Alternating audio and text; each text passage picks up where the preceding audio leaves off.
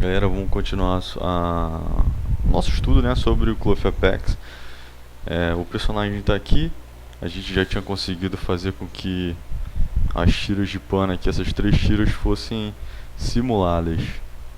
Então é isso que está acontecendo. Só que a gente viu que tinha um problema, que ela não respeita a colisão do personagem. E a gente vai tratar disso agora. Uma segunda coisa que eu quero falar pra você é que, uma vez que eu usei poucos vértices aqui, eu tenho uma gama menor de distribuição de influências. Vamos falar assim, ó, a distribuição das influências fica meio ruim, né? Porque, tipo, como é por vértice, então eu tenho regiões muito afastadas com diferentes tipos de influência. Então isso faz com que a malha se quebre um pouco, né? Então se tu olhar, ela meio que dá uma quebrada, como se fosse um papel amassado em algumas partes. Então, para resolver isso, cara, quando você for criar uma malha, cria ela com um pouquinho mais de vértice, é o suficiente, tá? E o lance da colisão a gente vai tratar agora. Eu vou te mostrar aqui no Unreal. Esse aqui já é o personagem com a animação e com a Apex funcionando. Percebe que as tiras aqui, ó, já estão se movendo, né? Esse aqui é um outro arquivo, mas ela já está se movendo conforme eu queria, né? Tem uma coisa que eu quero mostrar para vocês. Esses volumes são o que calcula, né? O que ajuda a calcular a colisão, simplifica a colisão para essa tira de pano, esses vermelhos aqui. Por que duas cores? Esse arquivo tem dois Cloth Apex, um para as tiras e outro para esse pano aqui embaixo, tá? Então é por isso. Segundo, tem que haver um planejamento antes de você criar qualquer coisa, cara. Eu tenho aprendido um pouco durante esse tempo que eu estou treinando. Por exemplo, eu planejei que o braço, o peitoral ia ser suficiente para essa tira, só que eu não me liguei que acima da tira tem essa ombreira. Então, se eu chegar aqui, ó, e mudar a velocidade, ó, simula a física, simula, mas é como se tivesse simula, mas não respeita a colisão da ombreira, porque eu não pré-defini isso, cara. Eu não criei um volume para ombreira. Então, antes de você fazer, imagine qual é o resultado final, para que você não tenha que ficar refazendo toda hora o processo, beleza? Uma segunda coisa que eu vou te falar existe uma limitação do Cloth Apex, eu falei isso no vídeo anterior, é que a malha que sofre a influência, ela não pode ter muitas influências, não pode ter muitos ossos que influenciam a malha, ou seja, tu lembra que quando a gente criou as tiras, ela só tinha a influência de um osso, então isso limita bastante. Eu não poderia associar no mesmo material o capuz e as tiras, porque o capuz em si ele está sendo deformado pela influência de vários ossos, do tórax, dos ombros. Então eu vou mesmo ter que acrescentar mais materiais ao meu personagem só para ter essas. Eu tenho que dividir mais para você ter esses tecidos simulados, beleza? Então já sabemos que a gente tem que planejar, já sabemos a limitação e dependendo do teu capricho como é que isso pode ficar, beleza? Esse personagem aqui eu estou fazendo e aos poucos eu pretendo postar vídeos sobre o desenvolvimento da. Bom, mas esse não é o foco, não é falar sobre o jogo que eu estou fazendo, nem a cena, é falar sobre o Cloth Apex. Então vamos lá pro Maya e a gente vai criar esses volumes. Esses volumes têm o nome de Ragdoll. Seria esse bonequinho aqui. Por que o símbolo dele é um boneco? Esses volumes são criados a partir da posição dos ossos. Então, ó, primeira coisa que eu vou falar para tu, seleciona toda a hierarquia, ó, select toda a hierarquia. Eu cliquei com o botão direito, ó, cliquei em cima da raiz aqui, ó, selecionar toda a hierarquia e depois eu vim aqui em criar Kinematic Ragdoll. É um tipo de bonequinho de volume que ele anda junto com a animação.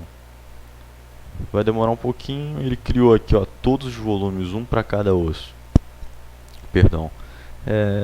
E como é que é legal trabalhar? Eu prefiro deletar todos os volumes e trabalhar pontualmente do que ficar enxergando essa nuvem de volumes aqui. Então eu vou pegar todos eles e vou deletar. Deletar não funciona, você tem que usar remover, tá? Perdão. Para te explicar um pouco dessa aba direita aqui, praticamente o que você usa aqui é Joint Setup e o Shapes Setup. Seria mais ou menos o que? No teu boneco, quais são os ossos que vão orientar o surgimento de formas, né? Desses shapes. Nenhum osso, nenhum shape. Então eu vou adicionar aqui, ó.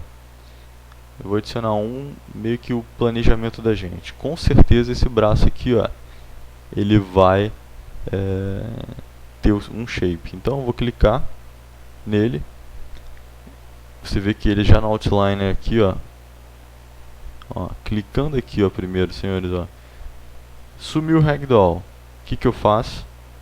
Só para mostrar para vocês, para ninguém ficar perdido, ó. Selecionei ele aqui em cima. Aparece de novo ele aqui, ó.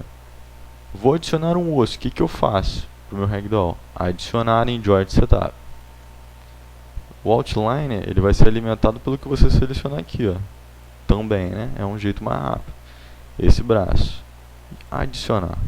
Criei aqui. Nenhuma forma está associada. Nenhum shape. Clica aqui em cima e o primeiro ele faz sozinho. Tá aqui. Só que ele está muito pequeno. Então o que a gente faz? A gente vai crescer. O meu Maya acontece isso. Ele não atualiza enquanto eu não der um zoom. Não sei porquê. Mas de qualquer maneira, se acontecer com você, você já sabe como trabalhar. Dica que eu te dou: não trabalhe com a malha do jeito que está, poluída com as linhas. Tira as linhas aqui, ó, da visualização e põe transparência. Assim você consegue visualizar o tamanho do shape. Vou tirar também iluminação porque não faz sentido. Então aqui eu tenho um shape muito grande. Critério eu vou botar 10 aqui. Perdão, tô batendo o microfone aqui. E também vou botar, sei lá, 25 aqui. Isso é uma cápsula, então olha o que acontece quando eu faço isso. 25 assim e 10. Só que o osso está muito fora do formato que eu estou fazendo. Eu tenho que construir uma silhueta aqui, né? Então o que eu faço? Eu vou rotacionar isso aqui. Com o volume aqui, ó, em Shape Setup selecionado, Select. Ele já vem aqui, ó. Eu vou rotacionar. Aperto W para poder posicionar ele aqui. E assim por diante eu vou ajeitando ele. W. Tá quase legal. Mais uma rodadinha pra cá. Sim, acho. W assim. Ok. Posso botar pra até. Deixa eu ver aqui, ó. Vou tirar a transparência para ver se o volume ele tá saindo muito da silhueta do personagem. Tá não, tá legal. De novo transparência. Então assim eu iria criando volume por volume. Vamos criar um segundo só, por exemplo? Só que esse eu vou criar um pouquinho mais rápido. Tá? Cheguei aqui. Vou adicionar um osso. Vou adicionar aqui a minha mão. Meu antebraço no caso. Vou criar um shape. Seleciono o forearm, né, o antebraço. Seleciono a forma. Aqui eu vou, sei lá, botar uns 20 assim. 30 assim. Vou dar uma atualizada. Ficou muito grande, ó. Selecionar. Vou rotacionar isso aqui de novo. Fazer aquela mesma jogada. W. Pra cá. Tem que evitar ficar muito exagerado. Acho que ficou um pouquinho exagerado demais. Vou botar um raio um pouquinho menor, ó. Então um raio de 15.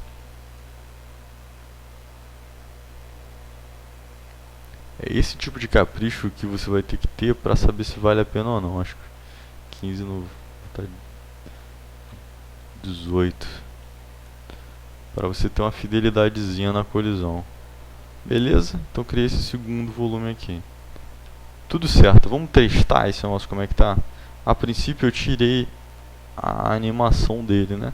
Vou ter que criar uma animação teste aqui. Tirei a transparência. Vou clicar em cima desse braço aqui, ó. Não tem nenhum keyframe associado, ó. Apertei S. Depois eu ando um pouquinho aqui com o cursor. Apertei E para rotacionar, ele vem pra cá. Aperto S. Depois eu faço o seguinte. Só esse daqui. Vou voltar aqui. Apertar um S. Esse cara tem aqui no frame 11 no caso. No frame 11 aqui eu vou botar uma voltinha assim. S. Beleza. Se eu andar com o cursor, ele está movendo o braço e está entrando nos volumes. E agora eu vou testar com física. Vou ligar esse frame aqui só para a gente ver um pouquinho melhor isso e testar. Então ele, ó. Tu viu como é que a luva se chocou com as folhas? A tira de tecido? Você vê que a esfera está um pouquinho maior do que a luva, mas tá vendo que ela está um pouquinho maior? Em velocidade, cara, você não vai notar muito isso não, mas parado tu nota. Então vale a pena a gente ajeitar um pouco aquele volume, né? Vou fazer o seguinte: stop, vou ajeitar. E esse aqui vai ser um ajuste que eu vou fazer, mas a ideia não é ficar ajeitando isso muito não. A ideia é você entender o que eu estou fazendo. Se você clicar no Ragdoll, você vê aqui qual osso que é, ó, esse ou esse, o forearm. Venho no volume dele e vou dar um raio um pouquinho menor mesmo. Vou voltar pro 15. Engraçado que agora ele atualizou na hora, né? Ok. Tira a transparência. Isso aqui um pouquinho para testar. E simulo. Beleza. Então o que eu estou fazendo? Eu estou te mostrando que dá para você montar com esse Ragdoll aqui, ó, esse elemento de teste, vários volumes adicionados aos ossos que você quer simular uma colisão legal. E assim você cria isso aqui, que é essa situação que você consegue ter o tecido por cima dos volumes. Eu só espero que você, na sua atividade aí, você planeje bem e capriche também. Não faz assim que nem eu que fiz rápido, mas eu fiz pra testar, né, pra vocês verem.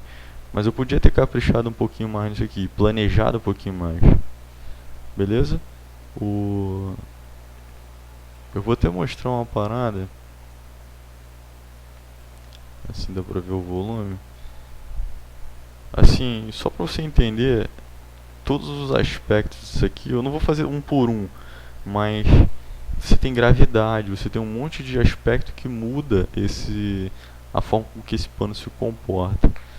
Escala de massa, resistências verticais e horizontais mudam bastante.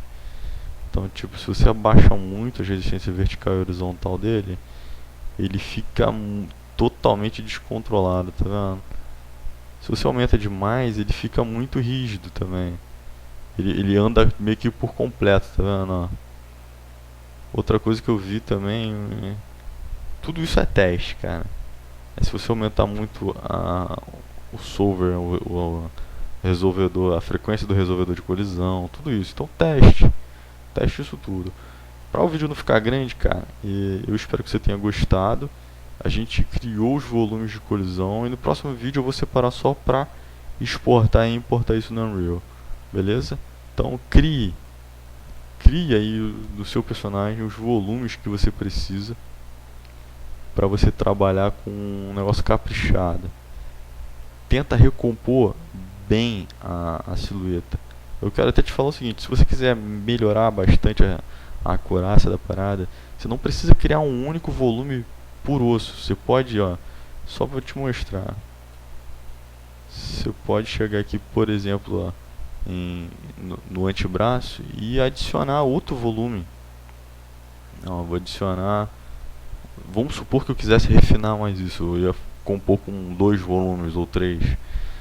Se a forma não fosse tão regular. Eu estou falando isso é porque isso aqui é muito regular, isso aqui é muito parecido com um cilindro. Nesse caso, em particular, eu usaria só esse mesmo. Mas se tivesse uma silhueta muito diferente, você pode compor essa silhueta com mais volumes.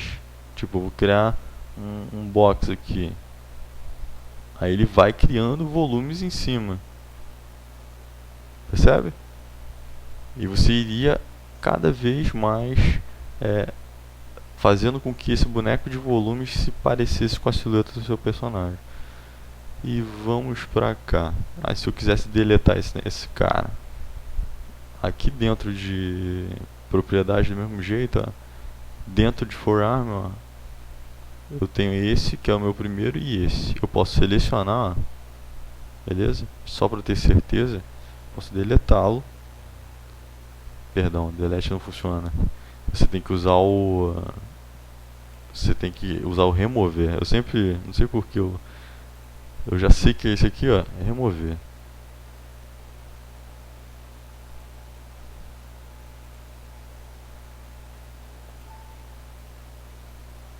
Shape setup.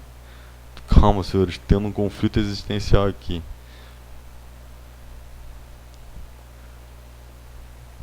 Ah, eu botei perdão, senhores. Rename não, rename não, é delete. Pronto.